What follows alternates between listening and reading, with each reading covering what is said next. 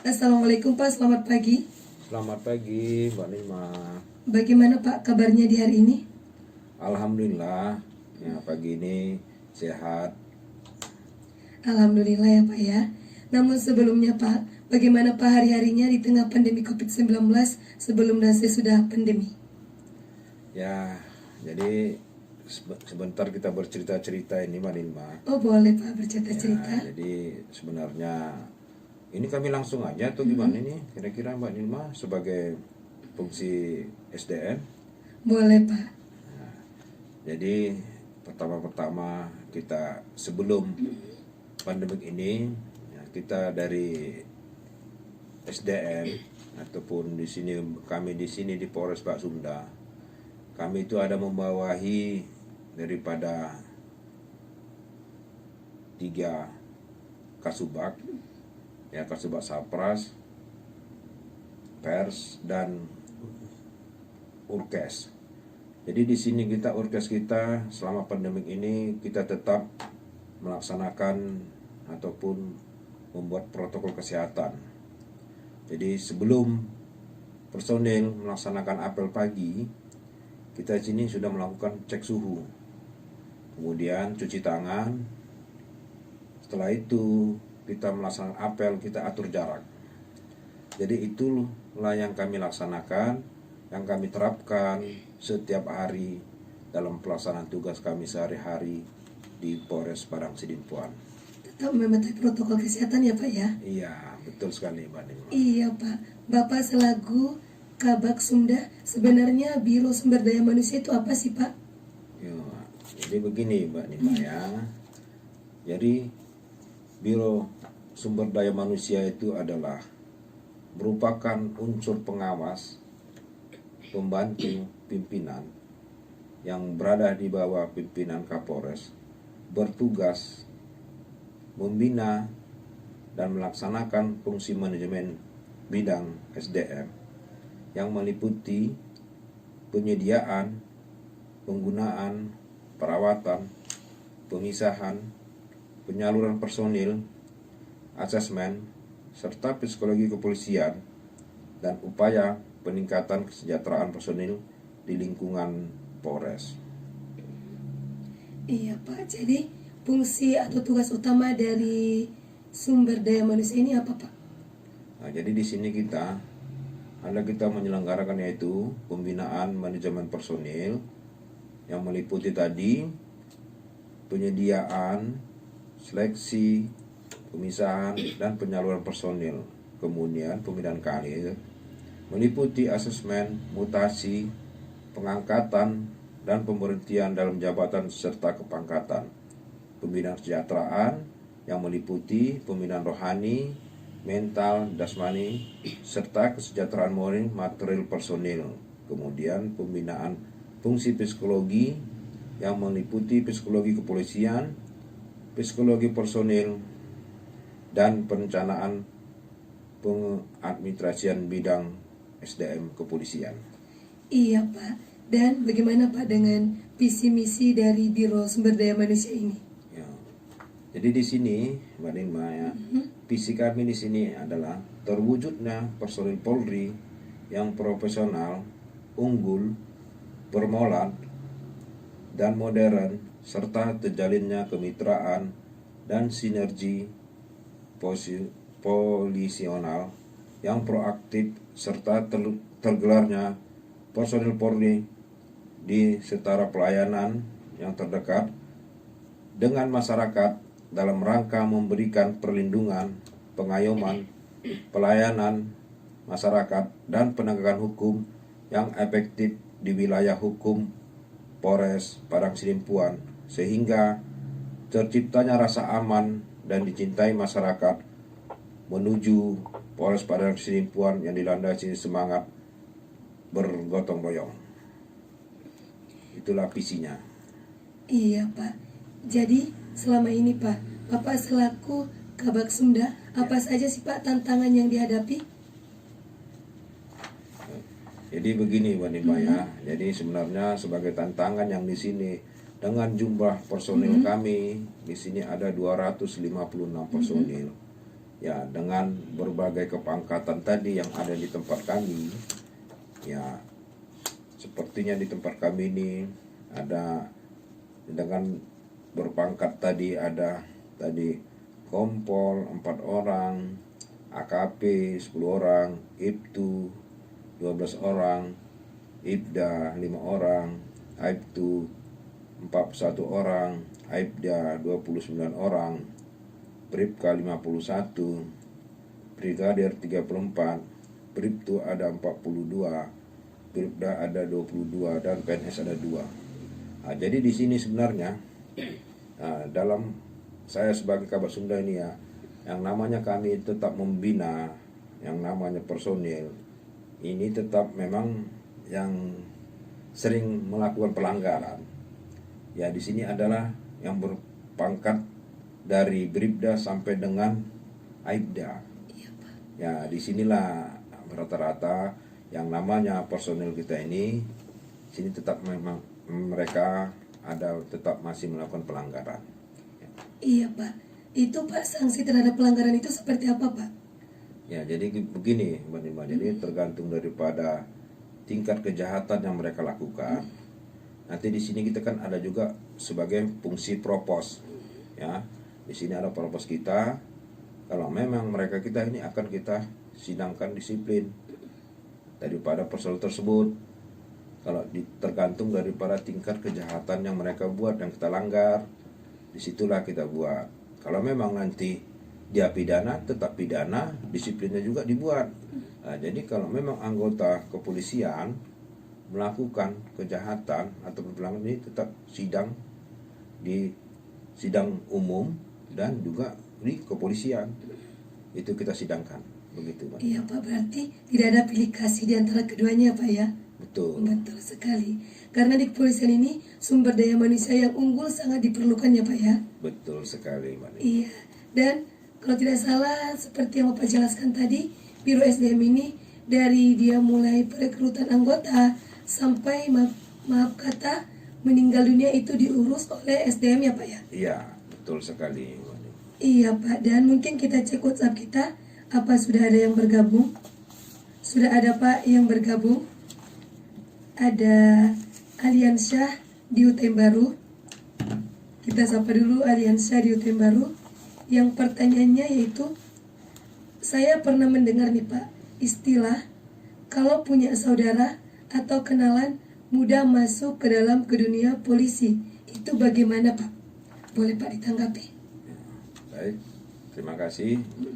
Itu tadi dari saudara apa, Mbak? Aliansyah di UTM Baru. Aliansa saya dari Terbaru. Nah, jadi begini, ini sekarang ini zaman transparansi ini, yang untuk siapapun dia ada keluarganya, kalau memang mau jadi polisi, ini kita zaman transparansi. Jadi silakan saja mereka ya belajar. Jadi tidak ada itu yang namanya dia KKN tadi, ini tidak ada lagi. Itu sudah dihapuskan.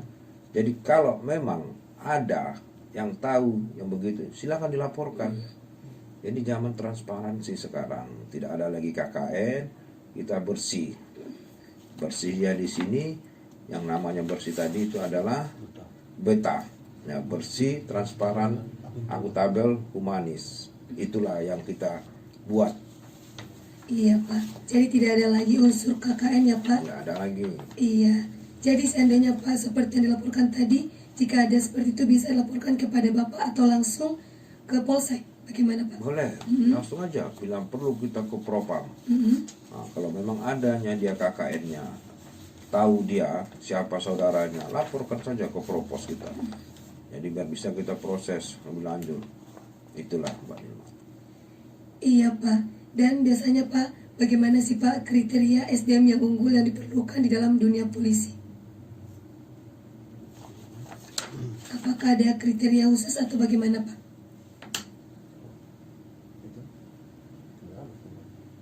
Jadi begini, jadi sebenarnya ini Mbak Nilma, tadi apa tadi mengenai SDM unggul? Iya Pak, di dalam dunia kepolisian apakah ada kriteria khusus?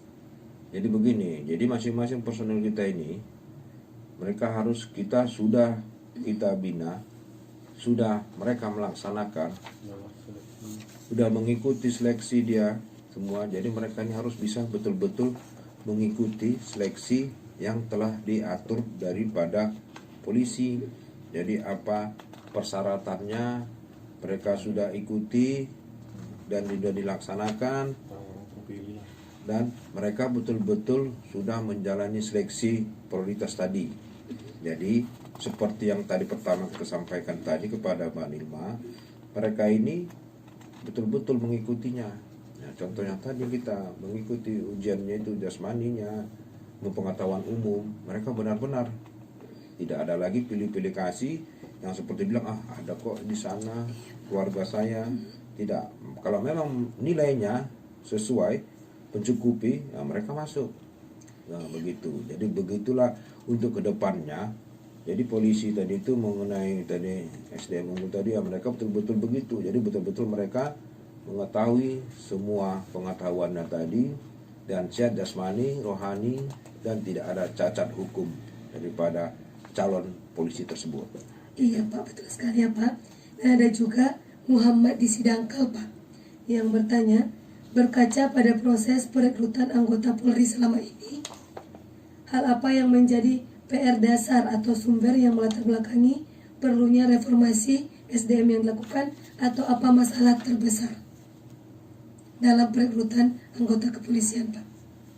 Jadi begini Mbak Nilma ya, jadi ya dalam hal perekrutan yang terbesar sekarang ini, sekarang begini, jadi istilahnya kemauan daripada masyarakat kita itu besar, tapi dengan persyaratan yang telah ditentukan dari Biro SDM tadi, mereka tidak bisa mengikutinya. Contoh tadi, di contoh tadi yang kita buat tadi, mereka persyaratan dengan tinggi badannya tadi, dia tidak memenuhi syarat, tapi animonya dia mau mendaftar. Jadi ya disitulah kadang-kadang kita terbenturnya, tapi saya bilang tidak terbentur kali. Di sini kita tetap kita terima, tapi kita buat ada proses berita acaranya. Jadi nanti kita buat di situ, kita videokan, ya namanya dia ngotot, ini tetap kita buat, kan disaksikan. Karena sekarang kan penerimaan itu kan ada disaksikan dari eksternal. Nah, internal ada, eksternal ada juga yang melihat dalam hal penerimaan ini. Jadi kita buat berita acaranya, kita videokan supaya tagkan keluarganya. Inilah yang kita kirim nanti ke SDM Polda, begitu Mbak Nima. Iya Pak, itu lebih baik ya Pak ya. Ada internal, ada juga eksternal. Iya. Iya Pak, mungkin Kita sudah ada penerimaan, mulai dari kemarin ada penerimaan daripada Akpol, Tamtama, itu sudah berlanjut dan mereka sekarang sudah melaksanakan pendidikan. Kemudian untuk animo masyarakat kita penerimaan Bintara Polri, untuk Kota Padang Sidimpuan kita cukup tinggi dengan animo masyarakatnya yang mendaftar sama kita ada 146 orang. Kemudian kita kemarin tanggal 19 semalam kita sudah ada kegiatan daripada penerimaan kemarin. Kita buat semalam itu fakta integritasnya tanggal 19. Kemudian tanggal 20 sampai dengan tanggal 23 itu adalah rikmin daripada berkas daripada calon Bintara tersebut.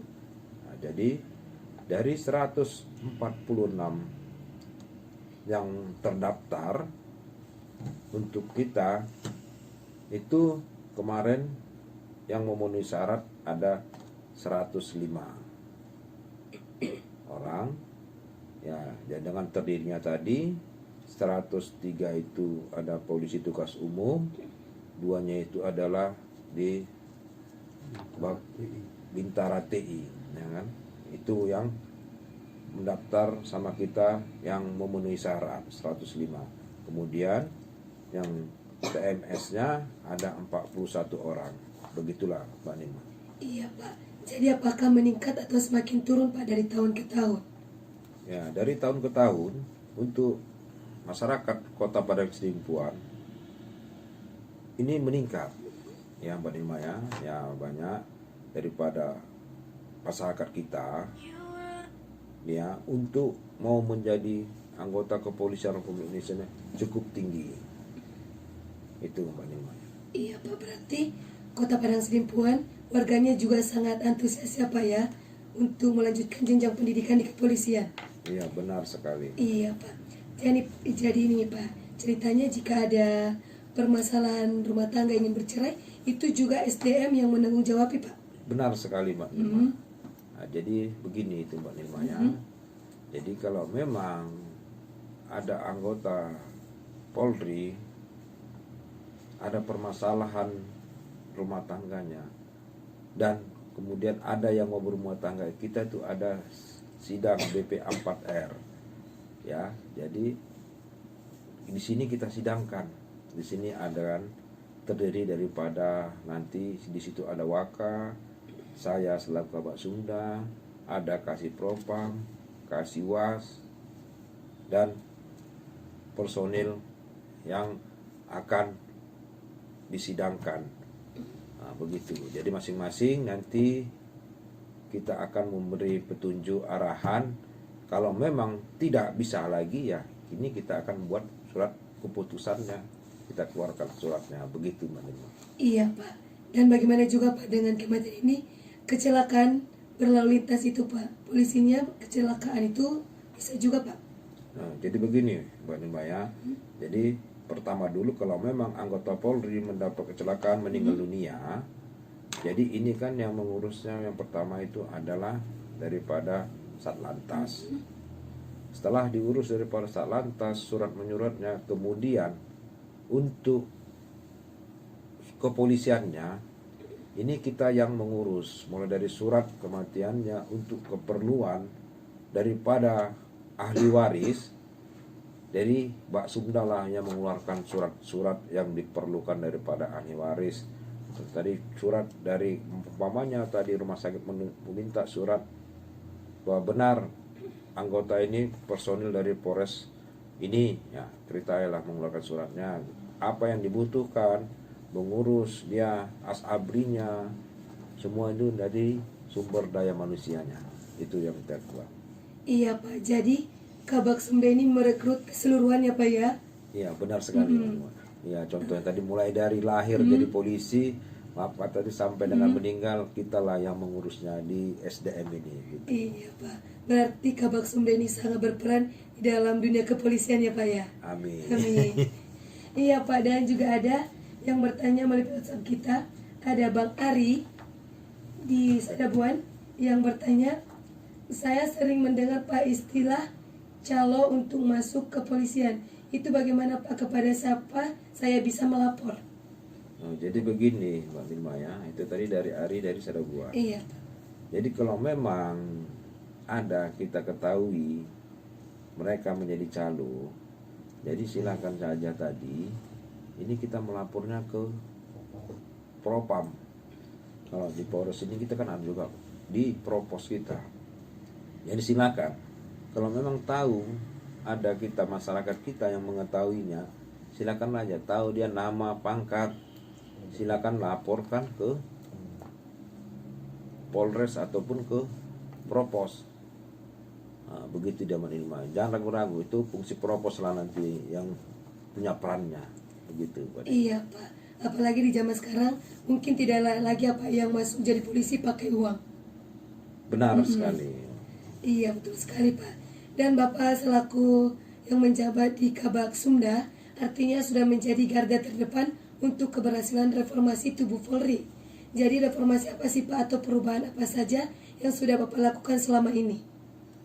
Jadi begini Mbak Nilma, ini ya, jadi yang telah kami laksanakan di Polres Padang Sidimpuan ini ya, terutamanya dulu kita akan melaksanakan itu yang jelasnya kita laksanakan adalah pembinaan jasmani mereka, kemudian untuk jasmaninya rohaninya. Ini kita ada buat programnya itu semua.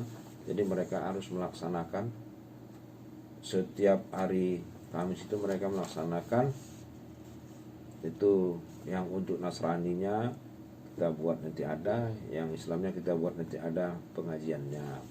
Itu setiap hari Kamis. Itu pembinaan rohaninya. Kemudian jasmani tadi kita membuat ada program jasmani berkala. Kemudian bela dirinya juga kita buat. Itulah yang program-program yang utama yang kita buat kepada personil daripada Polres Padang Sidimpuan ini. Iya Pak, apalagi di tengah pandemi COVID-19 ini, bagaimana Pak untuk penerimaan sumber daya manusia untuk masuk ke jenjang kepolisian? Jadi begini Mbak ya, kemarin kita kan sudah ada menerima itu kemarin. Ini semua mengikuti protokol kesehatan dengan mengatur jarak tadi, dengan jumlahnya tadi berapa, ini kita bagi. Kemudian daripada si calon tadi itu mereka harus membawa surat kesehatannya, surat rapid testnya, harus sudah membawa. Itulah kita cara menanggulanginya. Kepada calon tadi itu mereka harus sudah membawa surat rapid test masing-masing calon tadi. Kemudian mereka melakukan pendaftaran, semua mengikuti protokol kesehatan. Begitu. Iya Pak, jadi sangat berbeda ya Pak sebelum dan sesudah pandemi COVID-19. Ya benar sekali. Iya Pak ya. Dan di menit ke-54 dari Permais 11 ini, di sesi terakhir, kesimpulan dan himbauan kepada warga masyarakat Kota Padang Sidimpuan Pak. Jadi begini Mbak Nima ya, kami ya ataupun saya selaku Kabak Sunda Polres Padang Sidimpuan, Komisaris Polisi JP Matondang, menghimbau kepada seluruh warga masyarakat Kota Padang Sidimpuan, bila mana mau menjadi ataupun keluarganya mau menjadi anggota Polri, silakan belajar. Dan tidak ada itu sekarang yang namanya calo.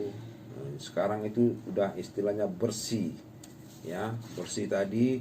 Jadi jangan ragu-ragu ya, udah bersih, transparan, akuntabel dan humanis. Jadi silakan bagi seluruh warga masyarakat Kota Padang Sidimpuan, silakan. Animonya yang mau, silakan. Kemudian kalau memang ada keluarga kita yang mau menjadi calon anggota Polri, mau belajar, silakan datang ke Polres. Kami akan ajari. Ya, maksudnya belajar sebelum mereka testing kita ajari. Silakan. Itu tidak dipungut bayaran. Yang animonya yang mau ya. Tetap kita belajar ya. Jadi setelah nanti testing yang tadi seperti dibilang itu tidak ada lagi pakai calo. Jadi dia harus belajar. Begitulah itu penyampaian saya Pak. Iya Pak. Jadi ada nih apa program belajar di Polres Padang Sidimpuan gratis ya Pak ya? Ya gratis. Iya. Dan untuk rekan Rau, untuk Anda yang ingin bisa langsung datang ke Polres Padang Sidimpuan, dan mungkin Pak di menit 56 Permais 11 ini kita akan pamit undur diri dari ruang dengar rekan Rau, dan terima kasih Pak